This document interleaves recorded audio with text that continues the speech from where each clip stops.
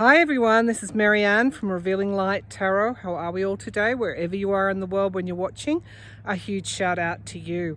I'm standing in front of a very, very old pioneer cemetery, and I thought, well, because Halloween is here, it might be good to take a walk around this very, very old pioneer cemetery, just as something different, and to see what we can pick up, and then we'll pull some cards. When we're actually in the cemetery, I'll do some clairvoyant type of stuff and see what comes through. In any case, you're on the journey with me. This is part of my Tarot on the Road series, which is one of my playlists, and it's just doing something a little bit different, just mixing it up a bit. And marking these types of special occasions. Of course, Halloween or Hallows Eve, we've got it's a time when the veil supposedly is at its thinnest. Okay everyone, we're at St Saviour's Cemetery, 1830 to 1957, and within this cemetery is located one of our early explorers, Hovel, William Hovel. And of course, he and Hovel and Hume, that's taught in our history books, they pushed into inland Australia and discovered lands that weren't previously, colonised. Let's just put it like that, because when the history of our country is similar to other countries where we displaced, colonized, invaded, some would say invaded, the land of another people's. Okay, you can see here very, very old gravestones, and of course I think, you know, the wealthier, obviously, the bigger the grave, the wealthier the person. These pioneer cemeteries tell us a lot about the early settlers or the early colonizers, and just, you know, who's who. And of course the little grave sites, you can see one there, you know, it's pretty sad. There were children who lost their lives as well. It's actually quite pretty here. This is one of the I guess volunteer groups keep this cemetery, and it's yeah, you know, there's places to sit and places to ponder. Okay, so you can see here William Teese, and looks like his wife and another relative might have been all buried here together. And of course this grave is marked. These ones I can't even tell, they don't really tell me, you know, so you could have even had, I'm not sure about paupers, but I would assume, given this was one of the first cemeteries, that you could have even had paupers buried here. Okay. And you know, the ages were young. I mean, here are two people that passed away in their 50s. You know, life was pretty hard back then. Lansdowne, Marianne Lansdowne, that's interesting. So, and spelt the same way as I spell my name, only all as one word. People often ask me about that. Albert Lansdowne, aged 70 years, and also Marianne Lansdowne, wife of the above, and she died at 73 years. So let's move over here.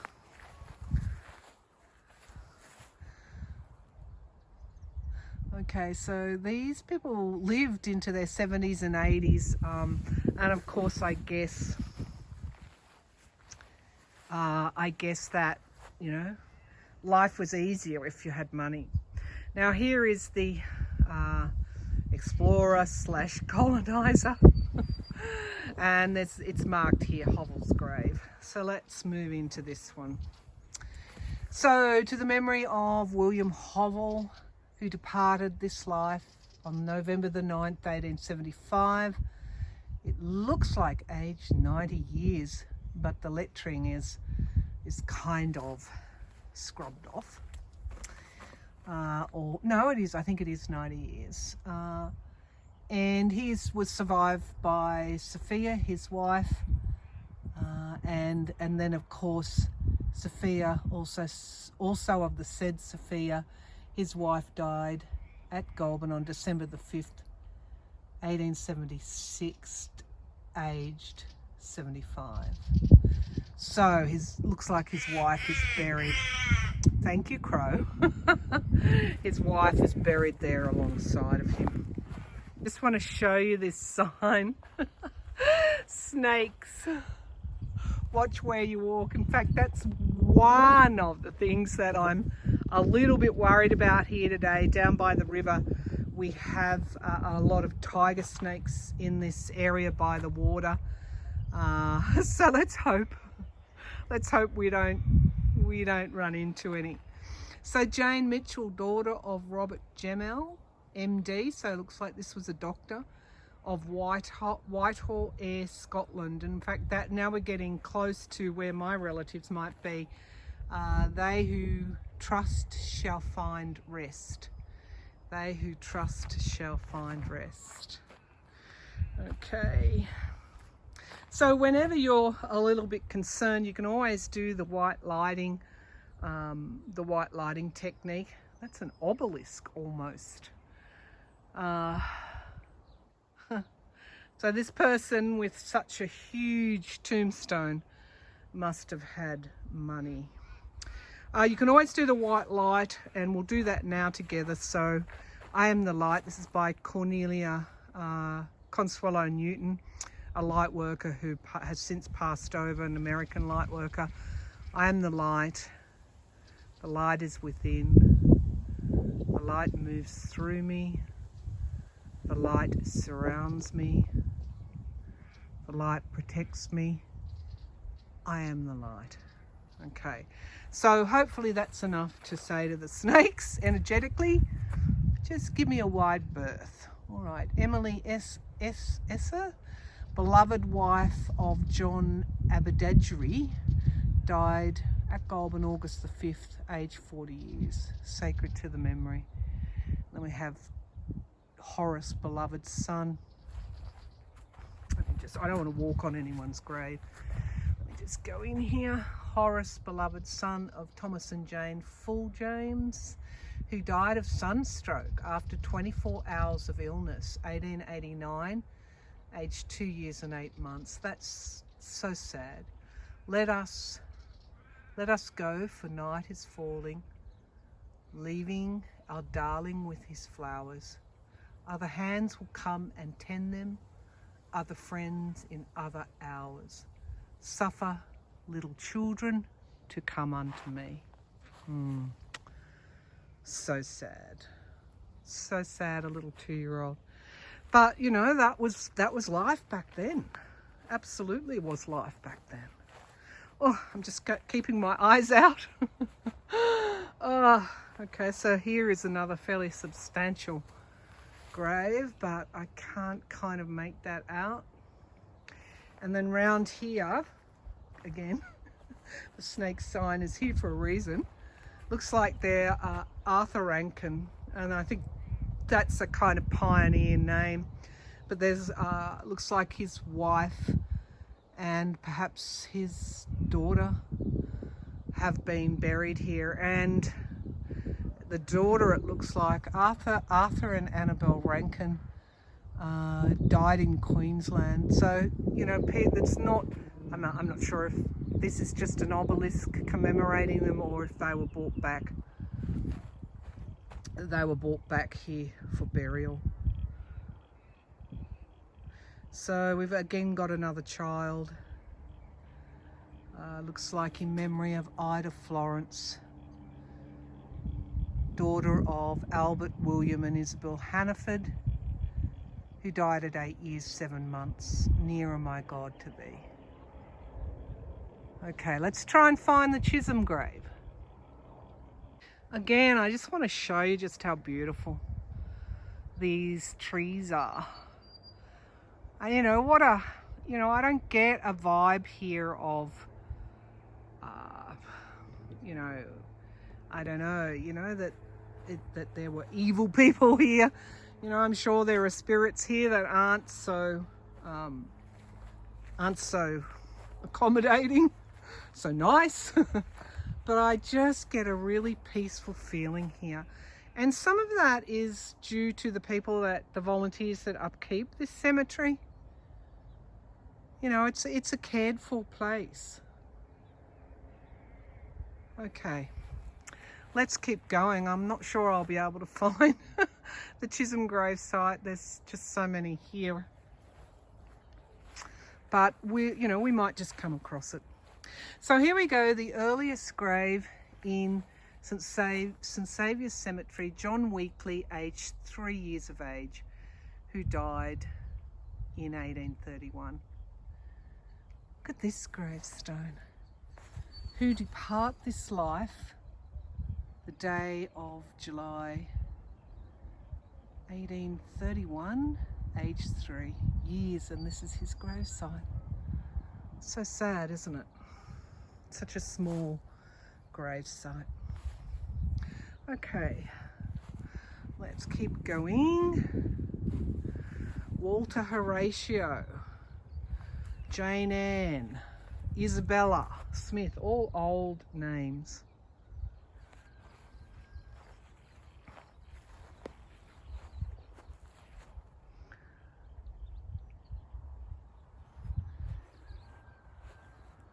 So quiet here.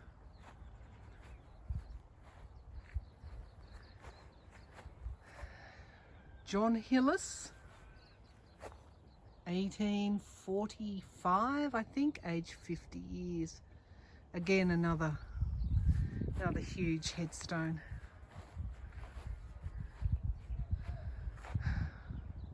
Robert John Sharif and his wife, Martha.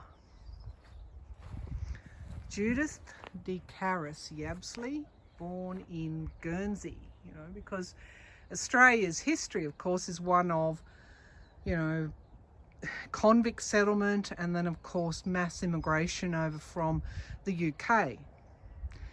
Now, born in Guernsey, 27th of September 1817, died at Goulburn, 24th of May 1883, beloved and respected by all. Looks like then that was Judith de Grasse Yabsley, and then her husband's buried here, and Mithofa James Fuller, son of Jeremiah Fuller. Okay, and Emma Bond Fuller. So it looks like a generation, a family here have been buried here. Okay, let's move over to this one.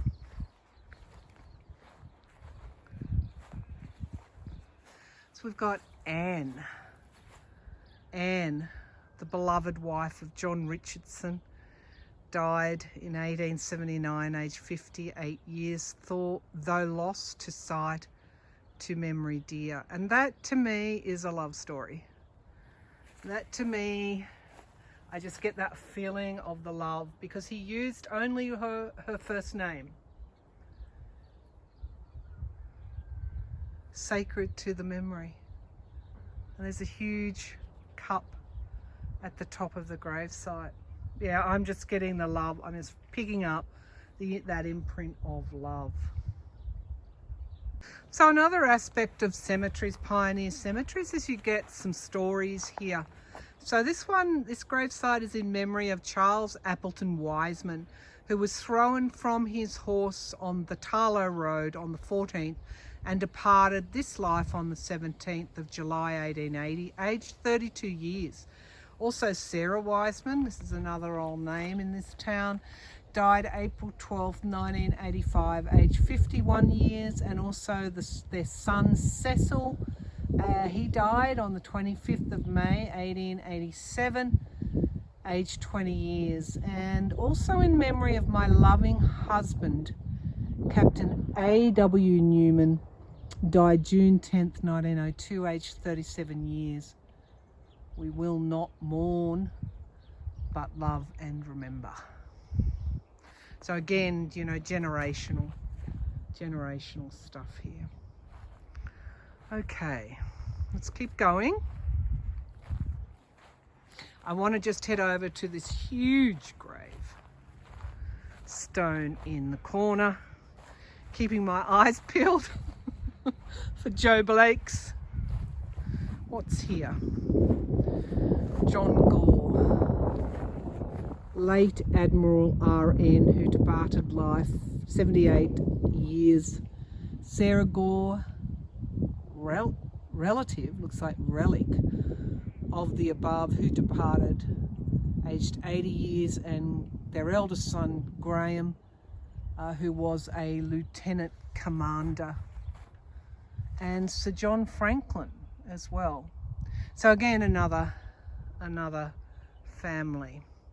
All right, let's keep going. I want to get over to this huge grave here that you can see over here in the corner. Robert John Blackwell Turner and his wife Mary. And who have we got here? Carolyn Alfreda Gallot, youngest daughter of James and Carolyn. And she died at 19. Again, you know, the loss of life before penicillin, you know, where even a breakage of an arm or leg that doesn't heal could lead to death. You can see these really, I guess, ornamental. I mean, this is a, let's just go over here. This is the grave that I wanted to get to. Looks like Martha May, and that is huge. Huge. Okay. Who am I standing next to? Charles Marsden Betts, Assistant Minister of St Saviour's Cathedral, died aged 24 years. An Assistant Minister, and there's the Holy Bible alongside the cross. So you can see this is St Saviour's Cemetery. That is a Church of England, or sorry, an Anglican church here, and this was the Anglican cemetery, I guess, at its inception. Okay, sacred to the memory of Reverend John Graydon. Okay, this is the church stuff. Okay, so who died at Bishopthorpe, which is where the first bishops lived, age 31, a servant of God and the Lord Jesus Christ.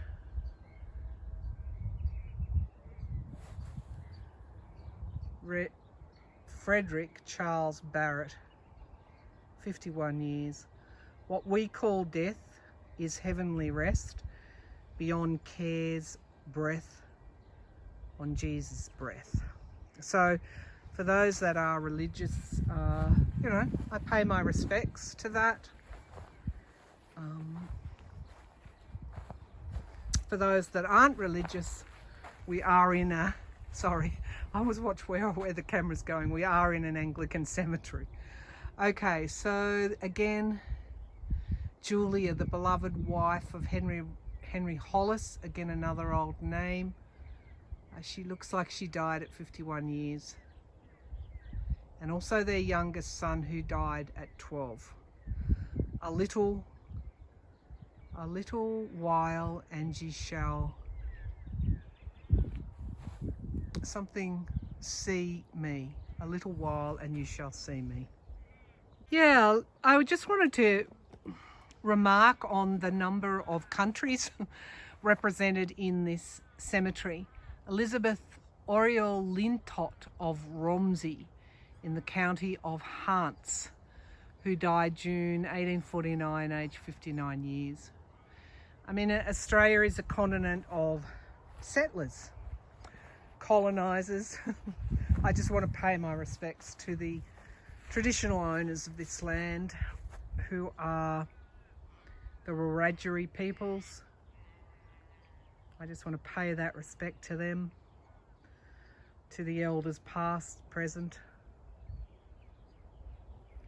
and acknowledge that they are the traditional owners and custodians of this land. Okay, Joseph, the infant son of John and Jane Horton, aged 2 years and 3 months. And the grandmother, Jean Dodd, was buried. Thy will be done. You can see the fatalistic kind of attitude here. In God we trust. We will not mourn but love and remember. Jane Brett died 67 years. And looks like we've got a Duncan here. Duncan, the firstborn child of James, Francis and Anne MacArthur, again probably Scottish, of Norwood, who died 13 years of age. That crow is still cawing. Okay, so I'm just about to do a reading sitting on a stone bench just nearby this grave, and I did notice in memory of Mary Ann Bull, who died 21st of January, aged 29 years. And I just want to go in so you can read if you can read the inscription. Let the bright flowers droop above her. Let the tears of twilight weep. They are filling things to love her. They are comrades for her sleep. Again, this kind of sums up the atmosphere in this cemetery. It's one of love. It's one of love. It's a sacred site for those who were mourning their loved ones. Okay everyone, I finally found the Chisholm Grave. Unfortunately I can't even make out what the writing says, other than it's dated 1845, but given that my great-grandmother was a Chisholm from Scotland, this is a Chisholm who passed away. There's obviously some sort of link here. Okay, I was just walking through and I saw this gravestone in memory of John Fuller, who was murdered at Goulburn on January the 23rd, 1840, aged 57 years. I was drawn to this gravestone because of what is etched on it. And it says, "Consider, reader, when you look, how sudden this soul was lost, and see that thou prepared be, lest death should come as quick to thee."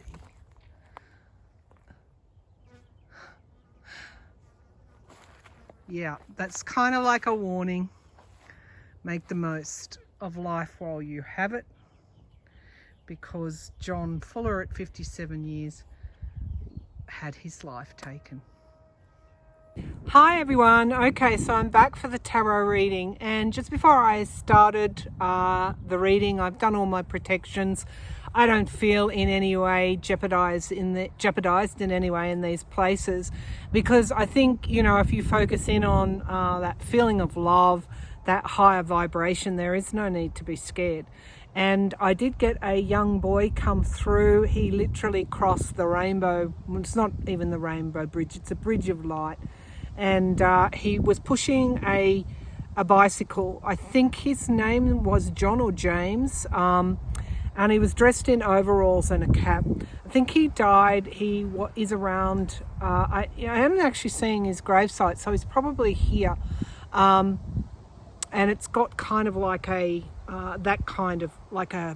little door or something there on it. There's some kind of shape like that. But he died very, very suddenly, and he really didn't understand what was happening. So I think it's like a fever, that he would have got a fever and would have gone very, very quickly, didn't really know what was happening. And because we've looked at children's graves here, you know, why is he here? He's saying that, you know, he was taken care of when he passed over.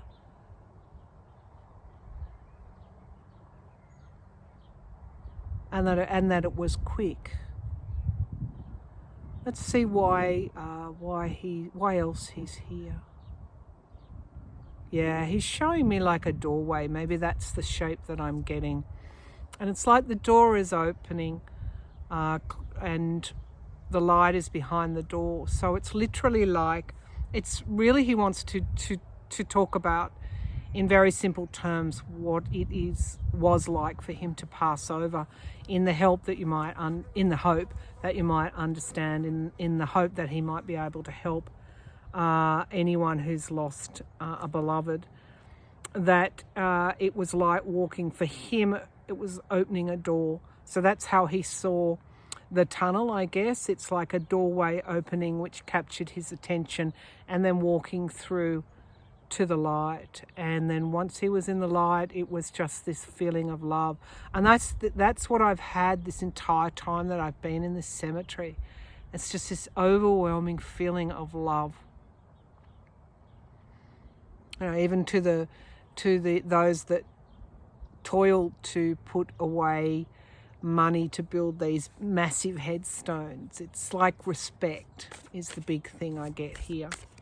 So James, John or James is what I'm getting. A little boy around, maybe wouldn't even be any more than 3 or 4 or 5, and wheeling a very old bicycle, like a bicycle you would associate with very early in time. It's not, obviously not a modern one.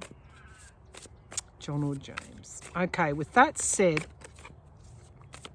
yeah, it's, you know, for people that pass over, the biggest worry, if you can put it like that, or concern, or what draws them, you know, is when their passed over loved ones are grieving. And there's that crow again, who has not let up the entire time I've been here. All right, let's pull some cards. What are the messages here around me? I can see a very faint moon in the sky above me, and a vast blue sky. Of course, behind me there's those fluffy white clouds, almost like we're in a storybook, really. And the crow is really talking now. Okay, so I have here 2 cards, and it's interesting in this deck, the crows are here, and this is about the truth. This is the Knight of Swords. What happens when we do face the truth? And of course, here's the High Priestess, which incidentally I was very drawn to when I picked this card up. I picked her up because of the High Priestess on the cover here, and because of the light. So the High Priestess, you know, she is connected spiritually, and that is the truth here. That we need to listen to our own intuition, that we need to acknowledge that there is spirit around us. When we pass over, you know, we just don't go into nothingness. The soul lives on, and that's very much a theme of Halloween, when the veil is at its thinnest. All right, what other? Oh gosh, what is that? That's the 10 of Pentacles. Let me just get down and get that. Hold on. It's getting quite windy here today, and I actually need to hold on to these cards. The 10 of Pentacles is the family card. Let me just spin this around and we'll continue with the reading. It's actually easier to do when I'm standing. Okay, messages for Halloween for the viewers who are watching this video. Messages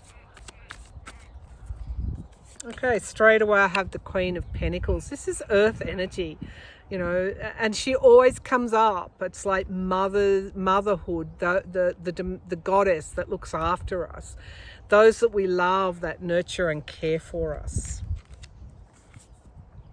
We've got the Page of Swords. And I think this is a time to, yes, we are thinking about those that have passed away. The veil is at its thinnest, but this is around the truth or the insight around loving those that are close to you. So there's a message of love coming through very strongly today. The Four of Swords, particularly those who love and care for you.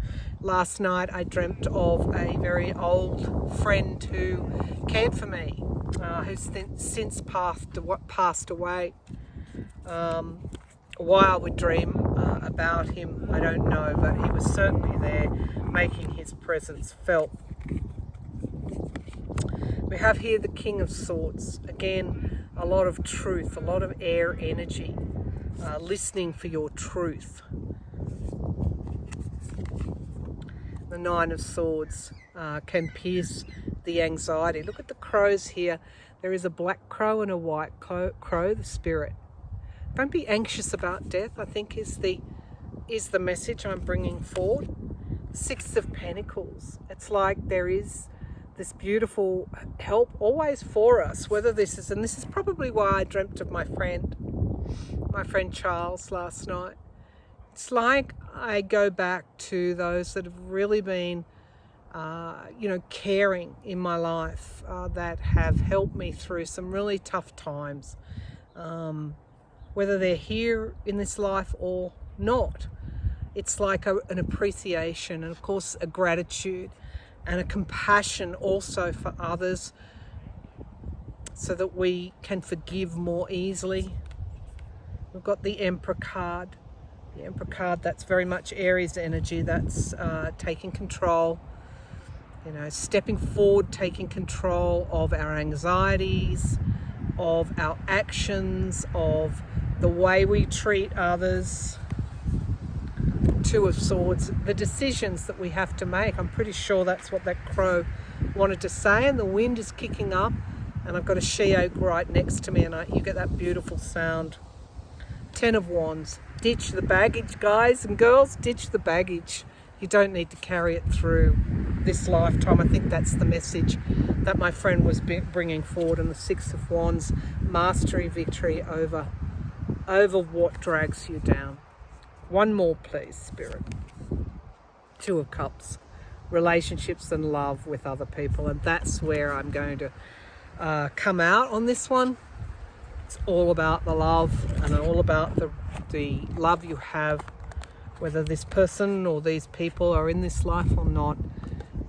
If you can remember and really focus on that love, that little boy who was loved. You can really focus on those that you love that have moved on into the afterlife, who have passed over. And remember what they did for you in your lifetime, how they cared for you, how they loved you. And then look at the person that's standing beside you in this lifetime, and put away your difficulties. And remember the love. So I'm going to leave it there. I hope you've enjoyed this special Halloween video. Very peaceful place.